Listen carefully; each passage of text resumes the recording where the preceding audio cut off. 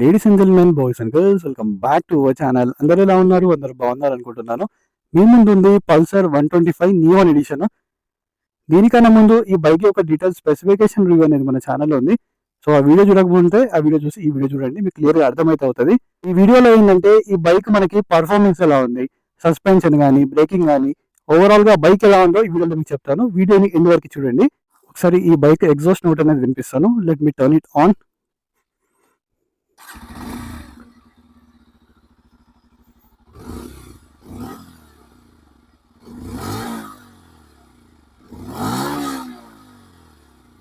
So ఇది ఈ bike యొక్క exhaust note. So let me SIT on it. So నా హైట్ వచ్చేసి అరౌండ్ 5'6". నాకైతే లెగ్స్ అయితే ఈజీగానే ఫ్లాట్ ఫిట్ అవుతున్నాయి, నేను మేనేజ్ చేయగలుగుతా. సో 5'4", 5'5" ఉన్న వాళ్ళు కూడా ఈజీ యాక్సెస్ చేయొచ్చు ఈ బైక్ని. So let start. So first of all ఈ బైక్ ఇంజన్ గురించి మాట్లాడితే దీంట్లో 124cc ఇంజన్ అయితే ఉంది. లైక్ ఇది 11.8 PS ఆఫ్ పవర్ ప్రొడ్యూస్ చేస్తుంది అండ్ 10.8 Nm ఆఫ్ టార్క్ అయితే ప్రొడ్యూస్ చేస్తుంది. So power and torque figures అయితే బాగానే ఉన్నాయి. సో సస్పెన్షన్, బ్రేకింగ్ అన్ని ఎలా ఉన్నాయో చూపిస్తాను. దీని పైనుంచి ఒకసారి ఎక్కించి చూపిస్తాను, మీకు సస్పెన్షన్ అనేది ఎలా ఉందో ఐడియా వస్తుంది. సస్పెన్షన్ అయితే బాగుంది. ఒకసారి పర్ఫార్మెన్స్ కూడా చూద్దాం. ఓకే, పర్ఫార్మెన్స్ కూడా బాగానే ఉంది.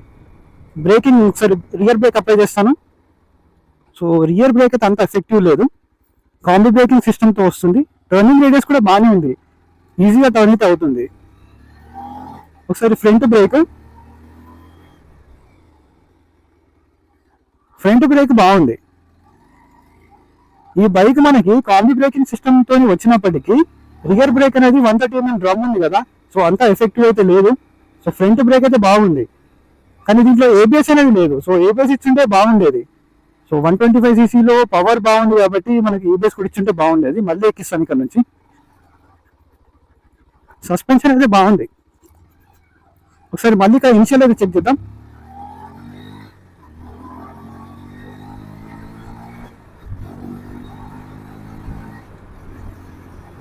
Okay, initial to mid end power ఏదైతే ఉందో అది బాగుంది. ఇది మనకి 2 వాల్వ్ ఇంజన్ తో వస్తుంది కాబట్టి initial to mid end power ఏదైతే ఉందో అది బాగుంది. సో టాప్ ఎండ్ లో అంతా పవర్ లేదు. ఒకసారి మళ్ళీ ఇక్కడ స్పీడ్ బ్రేకర్ వచ్చింది, ఒకసారి ఎక్కిచ్చేస్తాను. సస్పెన్షన్ బాగుంది. మళ్ళీ అరౌండ్ 40 స్పీడ్లో ఒకసారి రియర్ బ్రేక్ అప్లై చేస్తారు. సో రియర్ బ్రేక్ అంత ఎఫెక్టివ్ అయితే లేదు. అసలు రియర్ బ్రేక్ అసలు నేను ప్రెస్ చేస్తున్నట్టు లేదు, అసలు రెస్పాన్స్ అంతా లేదు. సో మళ్ళీ స్పీడ్ బ్రేకర్ వచ్చింది, ఎక్కిచ్చేస్తాను. ఓకే, సస్పెన్షన్ బాగుంది, కంఫర్టబుల్ సైడ్ ఉంది సస్పెన్షన్ అయితే. మళ్ళీ ఒకసారి అరౌండ్ 45-50 స్పీడ్లో ఫ్రంట్ బ్రేక్. ఫ్రంట్ బ్రేక్ బాగుంది ఈ బైక్లో, కానీ ఏబిఎస్ అనేది మిస్సింగ్ ఉంది. ఈ బైక్ అయితే మనకి పవర్ ప్రొడ్యూస్ చేస్తుందో, సో ఈ పవర్కి మనకి ఏబిఎస్ అనేది ఇవ్వాల్సింది, ఏబిఎస్ అనేది లేదు. ఒకసారి ఇక్కడ ఆఫ్ రోడింగ్ టెస్ట్ అనేది చేద్దాం. సో లైక్ విలేజ్లో ఉండే వాళ్ళకి డౌట్ ఉంటుంది, లైక్ విలేజ్ రోడ్లో ఎలా పర్ఫామ్ చేస్తారని చెప్పి. సో ఒకసారి ఆఫ్ రోడింగ్ ప్యాచ్లో టెస్ట్ చేద్దాం. లైక్ విలేజ్ ఉన్న వాళ్ళకి కూడా ఒక ఐడియా వస్తుంది ఈ బైక్ తీసుకోవాలా వద్దా అని. సో చూసుకోవచ్చు, టోటల్గా ఆఫ్ రోడ్ ప్యాచ్ ఉంది. సో అరౌండ్ 30-40 స్పీడ్లో డైరెక్ట్గా తీసుకెళ్తున్నా. సస్పెన్షన్ బాగుంది, ఫ్రంట్ కానీ రియర్ కానీ సస్పెన్షన్ మనకి కంఫర్టబుల్ సైడ్లో ఉంది. సో ఇలాంటి రోడ్లో ఉన్నా కూడా ఈజీగా మేనేజ్ చేసుకోవచ్చు. ఇలాంటి రోడ్లో బ్రేక్ ఎలా పనిచేస్తుందో చూద్దాం. ఒకసారి రియర్ బ్రేక్ అనేది ట్రై చేస్తాను. రియర్ బ్రేక్ నేను ఎంత హార్డ్గా ప్రెస్ చేస్తున్నా కానీ రెస్పాన్స్ అనేది లేదు. రియర్ బ్రేక్ అనేది ఇంప్రూవ్ చేస్తుంటే బాగుండేది, అసలు రెస్పాన్సే లేదు రియర్ బ్రేక్ది. అసలు ఎంత హార్డ్గా ప్రెస్ చేసినా అసలు బ్రేక్ అనేది పడట్లేదు. ఒకసారి ఫ్రంట్ బ్రేక్ అనేది అప్లై చేద్దాం ఇక్కడ. So around speed of 30. So skid అవుతుంది, ఏబిఎస్ లాంటిది ఏం లేదు కాబట్టి ఇలాంటి రోడ్లో మీరు బ్రేక్ వేసేటప్పుడు జాగ్రత్తగా ఉండాలి, స్కిడ్ అయితే అవుతుంది. సో మీ ఏరియాలో ఇలాంటి రోడ్స్ ఉంటాయి కనుక ఈ బైక్ని ఈజీగా తీసుకెళ్ళచ్చు, ఎటువంటి ప్రాబ్లం లేదు. పవర్ బాగుంది, బ్రేకింగ్ బాగుంది, సస్పెన్షన్ బాగుంది. కానీ రియర్ బ్రేక్ మాత్రం ఇచ్చి వేస్ట్ అనిపిస్తుంది నాకు, ఎందుకంటే ఆ బ్రేక్ అనేది అసలు పడట్లేదు అసలుకే. ఇంకొంచెం ఎఫెక్టివ్ చేసి ఉంటే బాగుండేది బ్రేకింగ్ అనేది. సో ఒకసారి ఈ బైక్ ని కొనే ముందు ఒకసారి మీరు టెస్ట్ డ్రైవ్ చేయండి. లైక్ వెయిట్ కూడా మనకి 140 kgs ఆఫ్ వెయిట్ ఉంది. సో ఈ వెయిట్ ఏంటంటే మనకి హైవేలో మంచి స్టెబిలిటీ అనేది ప్రొవైడ్ చేస్తుంది.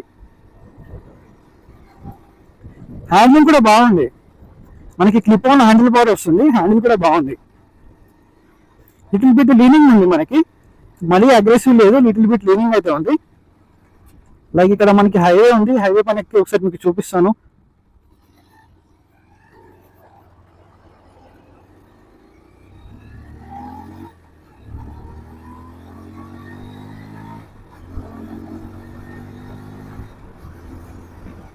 ఈ బండి నడుపుతున్నప్పుడు నాకు ఒకటి అర్థమైంది ఏంటంటే క్లచ్ అనేది అంత మనకి లైట్ గా లేదు, క్లచ్ అనేది హార్డ్గా ఉంది.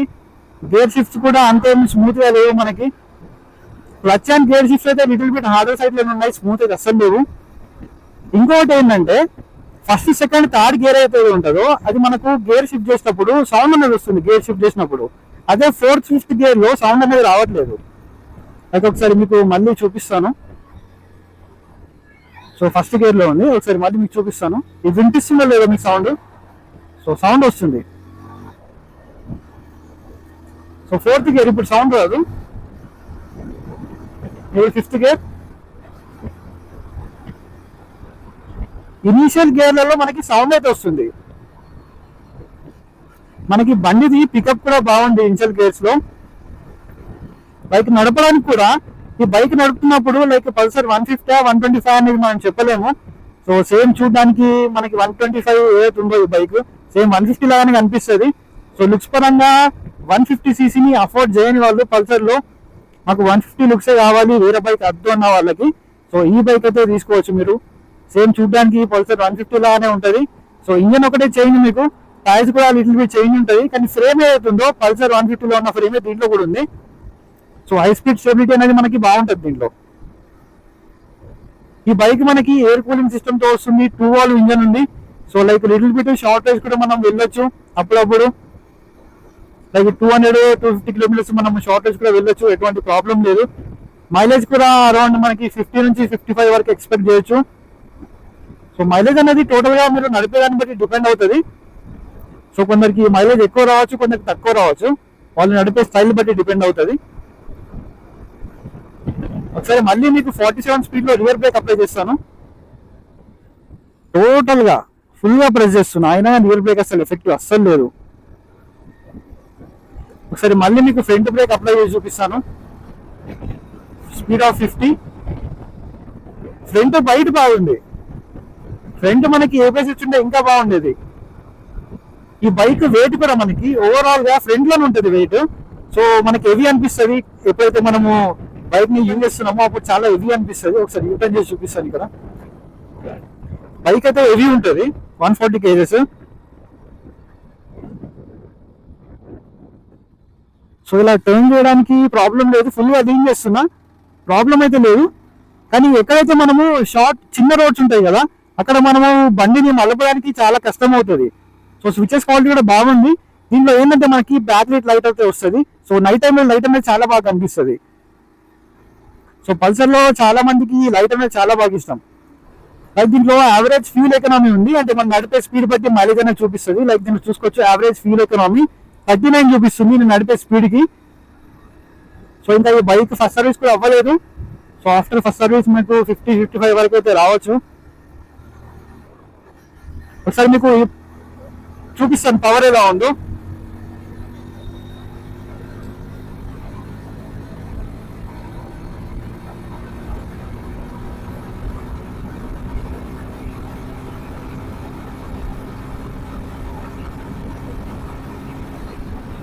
ఓకే, పవర్ బాగానే ఉంది. టాప్ ఎండ్ లో మీకు ఎక్కడ ల్యాక్ కూడా అనిపించదు, అయితే బాగుంది. ఎందుకంటే దీనిలో ఫ్యూల్ ఇంజెక్షన్ తో వస్తుంది. మనకి పాత మోడల్స్ లో ఏంటంటే కార్బొరేటర్ అనేది ఉండేది, దాంట్లో మనకి పర్ఫార్మెన్స్ అనేది అంత ఉండేది కాదు, కొద్దిగా మిస్సింగ్ అనేది వచ్చేది థ్రోటల్ ఇచ్చినప్పుడు. పర్ఫార్మెన్స్ అనేది దీంట్లో లీనియర్ గా ఉంది, దాంట్లో లీనియర్ గా ఉండేది కాదు. దీనిలో ఫ్యూల్ ట్యాంక్ గురించి మాట్లాడితే మనకి 11.5 litres of fuel tank capacity ఉంది. మైలేజ్ కూడా అరౌండ్ మీరు 50 నుంచి 55 వరకు ఎక్స్పెక్ట్ చేయొచ్చు. మీరు బాగా నడుపుకుంటే 60 కూడా మీరు క్లెయిమ్ చేసుకోవచ్చు. టోటల్గా మీ రైడింగ్ పైన డిపెండ్ అయి ఉంటుంది. ఈ స్పీడోమీటర్ ఏదైతే ఉందో మనకి సెమీ డిజిటల్ ఉంటుంది, లైక్ ఇటు అనలాగ్ ఇటు డిజిటల్. సో దీంట్లో మనకు కావాల్సిన ఫీచర్స్ అన్ని దీంట్లో ఉన్నాయి డే టు డే లైఫ్లో. గేర్ పొజిషన్ ఇండికేటర్ అయితే లేదు, సో గేర్ పొజిషన్ ఇండికేటర్ అనేది ఇవ్వాల్సింది. పల్సర్ 150లో కూడా మనకి గేర్ పొజిషన్ ఇండికేటర్ లేదు. సో 125లో ఇవ్వకుండా పెద్ద ఆశ్చర్యపోయేది ఏం లేదు. ఈ వీడియో తర్వాత ఈ బైక్ యొక్క డెడికేటెడ్ టాప్ స్పీడ్ వీడియో నేను అప్లోడ్ చేస్తాను. సో ఫైనల్గా ఈ బైక్ ఎవరు కొనాలి? సో ఈ బైక్ ఎవరు కొనాలంటే ఎవరికైతే మంచి ఇనిషియల్ పవర్ కావాలి, సో పల్సర్ 150cc ఏదైతే లుక్స్ ఉంటాయో ఆ లుక్స్ బండి కావాలనుకున్న వాళ్ళకి ఈ బైక్ అయితే నేను సజెస్ట్ చేస్తాను. Like big bike feel, so కూర్చోగానే ఒక బిగ్ బైక్ ఫీల్ వస్తుంది. 125cc నడుపుతున్న ఫీల్ అయితే రాదు. క్లిప్ ఆన్ హ్యాండిల్ బార్స్ ఉన్నాయి, మంచి స్పోర్టీ లుక్ అయితే ఉంది. సో మాకు బజాజ్ నుంచి ఒక 125cc వెహికల్ కావాలి, పల్సర్ 150 స్టాండర్డ్ లుక్స్ కావాలి, మైలేజ్ కూడా అరౌండ్ 50 నుంచి 55 కావాలి అనుకున్న వాళ్ళకైతే ఈ బైక్ అయితే నేను సజెస్ట్ చేస్తాను. సో ఇది ఈ బైక్ గురించి. So until then keep loving, keep supporting. Signing off your Motoboy VK.